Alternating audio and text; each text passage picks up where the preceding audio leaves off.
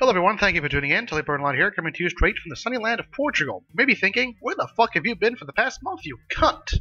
Well, let me explain, with the help of an infograph.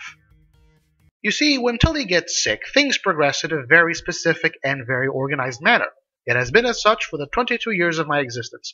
On the first day, I will begin to feel a bit ill. I will begin to feel a bit sleepy. And by the end of the day, I will realize, oh boy, I am sick. On the second day, I will be completely bedridden and incapable of moving. On the third day, I will be feeling a lot better.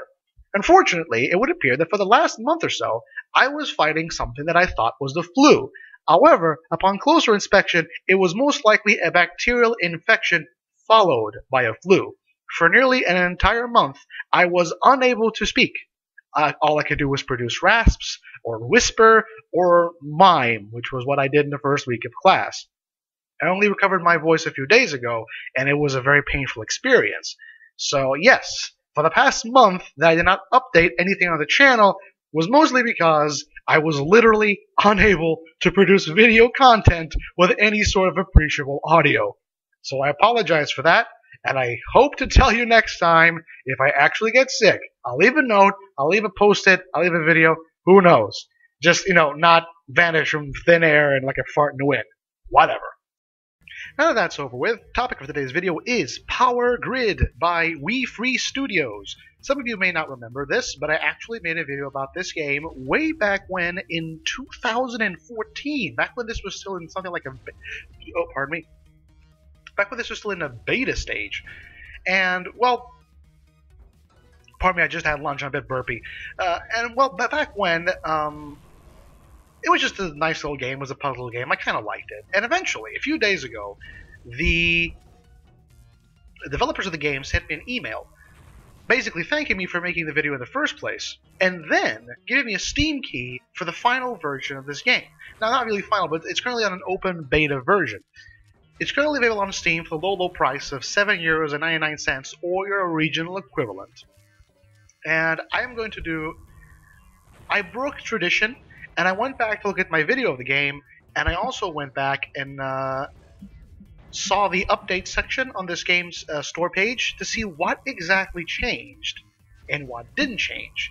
And, well, I think the result is quite satisfactory. But before I show you, let's go to the options menu. Of course, you have your dialogue, speed, effects, and music. I don't know what add-ons do.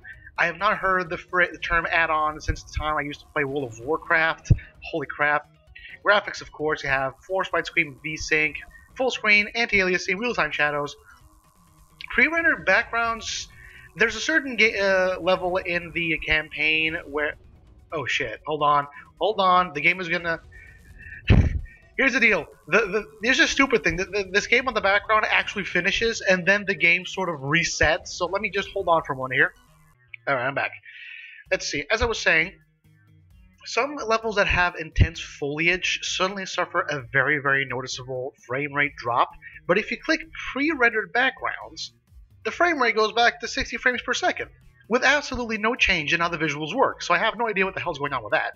Anyway, I would show you the campaign, but I am stuck on normal. Yes! We like the days of your tears. Oh dear. Essentially, there's a mission in the campaign, which is Mission 5, which I'm currently stuck at, because the AI, even on normal, will absolutely wreck you. And so what I'm going to do, I'm just going to give you a light lowdown on how it works while we play the skirmish. I'm going to see if... Actually, let me see here. Let's just join game. There are literally no games currently available. Hot seat. Roll for initiative. What the hell? 4. Oh, okay. Yeah, there's no player 2. There's no one playing this game online, sadly. So let me just start a skirmish here. Alright. So I'm going to be the red. The enemy's going to be the white. I'm going to pick no perk for the end of the second player. I'm going to go first. Difficulty, fair fight. Both players start with 2 power plants. Alright. The campaign is very simple. The campaign essentially pits four different colors of blobs. You have the militaristic, expansionistic blues, you have the religious zealot greens, you have the economic nerd yellows, and you have the scientist slash archaeologist slash Indiana Jones XPs, the reds. Essentially, it's basically a series of thematic levels, and the characterization is quite well done. I may actually look at a level in the campaign to show you how it is. It's very much, it's an archetype, and it's a parody of an archetype for every single Blob faction. And it kind of circles around to be endearing, because it's so cliched. But before that, this is how the game works.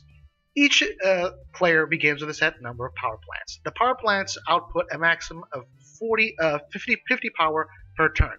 They don't start up with 50 power, they need to wind up, which is indicated by these lights here. You can also double click to overcharge them, which will make them produce more power, but they will damage themselves until they get destroyed. Essentially how it works is you have to extend your power line via using these power cables and substations. The substations serve as a power storage module, as you can see here, and they also reset power costs, because the more you build away from the nearest power plant or substation, the more it costs. As you can see, this one costs 10, this one costs 11. So yeah. Also, one of the things that wasn't in the game was the fact that when you click something, you see that little aura, which shows you where you can place things, because you can only place things that are adjacent to your current power lines. In addition, your substations, your tooltips show you everything you need to know, up to and including how to double charge, and when you include something like a shock tower, how much does it cost to overcharge the shock tower.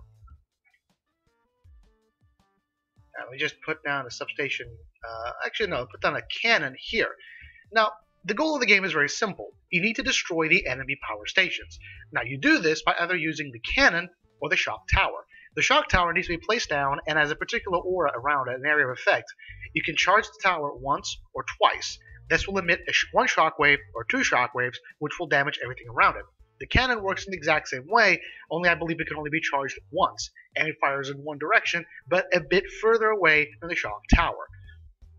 And of course, you can just build more power stations if required. Just make a substation here, charge that, and do this. Alright. They're gonna build a tower here, aren't they? Let me see if I can do this. Alright, so I'm gonna charge this, and then I'm gonna move up and see what I can do here. Hold on now. Okay, this is charged, so this will destroy these things here and prevent them from expanding further. And that should about do it. Alright.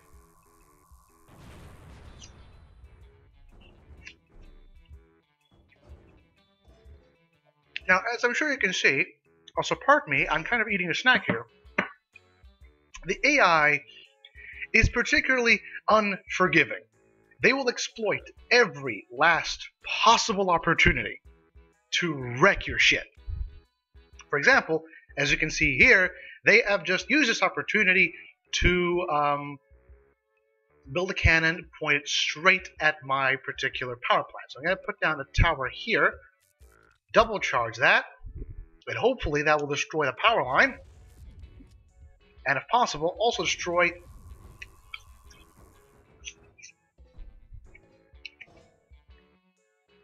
Alright, so the major issue here is, as you can see, they have a substation here. The substations do not need to be connected to your particular power network in order to receive power, which means that even a single substation is a dangerous thing if the enemy still has power plants. There we go. That should about do it. Turret is down.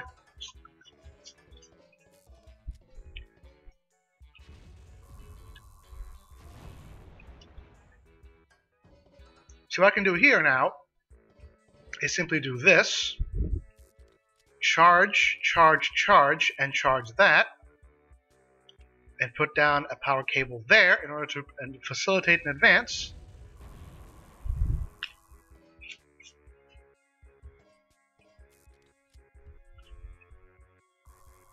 Come on. There we go. Now I can do this again.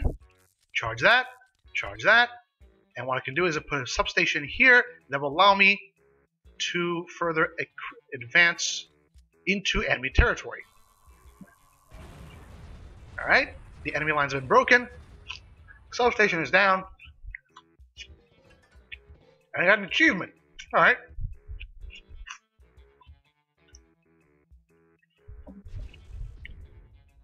What I can do here is... Oh, they still have... Oh. I can do this. I can essentially stop them from moving forward. But I cannot attack this turn, and they will most likely create turrets. There we go.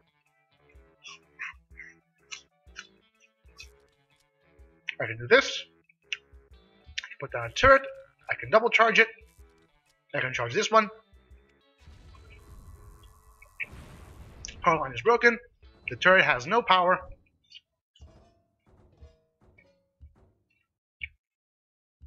What the fuck are you doing?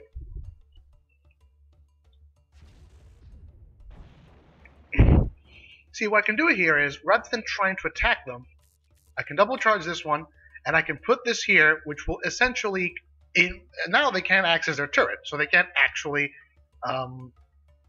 because they can't access their turret, there is no way that they can send power to it, which means they are screwed. There we go.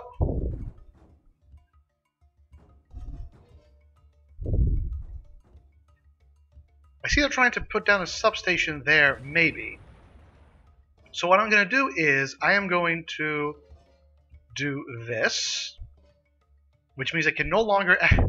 now they can no longer access their own network. So I've essentially boxed them in. Now, the most important bit about this whole thing is that, as you can see here, proper positioning is very important. The enemy AI can and will exploit every last opportunity they have to invade your territory, which means you also need to exploit every last opportunity you have to damage their infrastructure and try to box them in as much as possible. Ah, damn it. There we go. So what I can do here is, to prevent them from circling around me here, I can put down a power cable here. I can do this. I can put down another power station, a substation actually. And I can try to do something here and put down a support. Oh, I can't. I don't have enough power. Oh well. There we go. Eventually they're going to have to run out of power. I hope. There we go. So what I can do now is I can put down a cannon pointing here, and I can put down a cannon pointing here, charge the double way, and now a complete assault on everything they own for maximum pressure. As you can see, now I have 4 power plants running at full blast, while they're using their only 2 power plants in order to keep up their last defense. Do that, do that, do that, thank you. This is why I fucking hate this house. It's literally impossible to do anything without being interrupted every 2 seconds. Alright. Okay, everything seems to be fine. As you can also, I am sure, notice here, it becomes increasingly difficult to actually box people in when you're this close to their base, because they quite literally can just keep spamming the wires. The best you can do is you can just do this. You can slowly move up and hope that you can destroy enough and cause an opening. There we go. Because they still have 100 power being produced per turn, and not enough power is not my particular problem. Oh, but as you can see, now I have an opening. I can put down a turret right here and a turret right here. There we go. Now I can apply pressure directly to their power stations, and as soon as this power station is destroyed, I can move on to the next one. Ouch. Okay, double charge this one, and charge that one. Alright. There we go. That one is without power now. They're overcharging their last particular... Yeah, they're overcharging the power station. They're desperate. They're desperate. There we go. power station is down. What I can do here now is I can do this. I can put this one here. I can double charge that one. I can charge that one. And now it's simply a matter of time until I can destroy their last power station. Once that's done, their power grid will be destroyed. 1, 2, 1, 2. Everything's fine. Boom. Come on now. Boom, boom. There we go. And to add insult to injury, I am going to put down a turret right here, charge it, and zap. And that's pretty much it. This is Powargrid. So, alright. Go to the campaign and see exactly how that works. So let's go, select mission. That is a lot of campaign. I'm actually stuck in Welcome to the Jungle. This has all these levels. I have never been able to get it here. So, let's put it to the, damn it. Alright. Alright. As you can see, this is your current boss, the Blue Blob. We've learned of an impending yellow blobby attack on one of our dams. Our entire production capacity for military decorations is located in the valley behind it. Stopping them is clearly vital to our war effort. Do so at once. As you can see, yes, this is pretty much the caricature of a caricature. Alright. So we just advance here. There you go, end the turn. And now we have the yellow blobs. Now, you have two options. You can either just go, sure, whatever, or you can get them to know them a bit more. And I'm sure you can see everything they're saying right here. I'm not going to read it, otherwise I'm going to spend here 10 minutes. Is essentially economic technobabble, technobabble, technobabble, technobabble. But it's so fucking fun. One of the things I also noticed is new in the game is that I believe it was not in the version that I played before. Yeah, whatever, ICER. Is if you die, or basically if you lose the mission, one of the most hilarious things is you don't just replay the mission. You get sent to a particular room where you talk to a Doctor Who XP. Not even kidding. It's basically a reference to Doctor Who says that they have developed a machine that will allow you to go into the past to where you just started the mission to allow you to do it all over again and to not lose. Alright. So my mission here is quite simply to destroy the enemy power plants before they have a chance of destroying the dam. There we go. And a large part of the game, as you can see here, is in fact making sure that the enemy power grid is disabled and cannot connect to their power, to their weapons. Alright. Now the enemy is going to prioritize, so I'm going to put down a third power station, sacrifice an attack, but destroy their lines here, which will force them to waste power to recoup them. There we go. All I'm going to do here is I'm going to do this, and I'm going to place down a turret, which will allow me to shockwave one of their particular facilities, and further press inwards. I may be able to destroy them before they get to the dam. Now, I noticed that this is where I left at the video at the last time. Alright. Nice try, yeah, whatever. Models are important. The best thing is, the next level to this, which was Welcome to the Jungle, I think, has the... yeah, whatever. Has the, Red Blob, which is an XP of Indiana Jones, talk about falsifying hypotheses and proper scientific method, and it's all really just, you can go watch the other video. I'll put the video in the description below, and the other video was an actual look at the campaign as was and as is. I'm just trying to get a bit more of attention to a game that honestly deserves it. This game is fun. Is it worth the 7.99 cents or the original equivalent price tag? I believe it is. Even if it is just still in beta development, the puzzle aspect of it is engaging. The AI is quite difficult. I tried it before. The AI is quite difficult on the higher difficulties. On some levels of the campaign, they can get very, very, very hard to handle. And you know what? The tooltips being a lot more informative. You have that little aura which shows you where exactly you can place your units and where your buildings, where you can place your buildings. The math being done for you. quality of life improvements, and essentially a game that is being worked on and feels it's being worked on and is still as engaging as it was 2 years ago. So would I say go and get this game? Honestly, I would. I mean, there's a lot of levels in the campaign here. You can still play it on single player, and I can assure you the single player on higher difficulties is still very engaging and very complicated, and who knows, maybe you can do some multiplayer. This is a good game. This is an engaging game. This is an entertaining game. This is a game you can quite literally do what I did and like lose 4 to 5 hours just playing it, just exploring it, and you'll like it because it's good. So yeah, that's pretty much my opinion on it. A revisited look at Powargrid, and what I have to say is it's as good as it was before. Perhaps even actually no, it's better than it was before. It's a lot better than it was before, and it's worth the money. It's worth the effort. It's worth the investment. So yeah, thank you all for tuning in. Hope you guys and gals enjoy the video.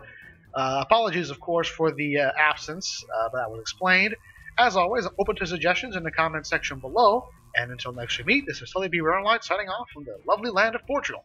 Goodbye.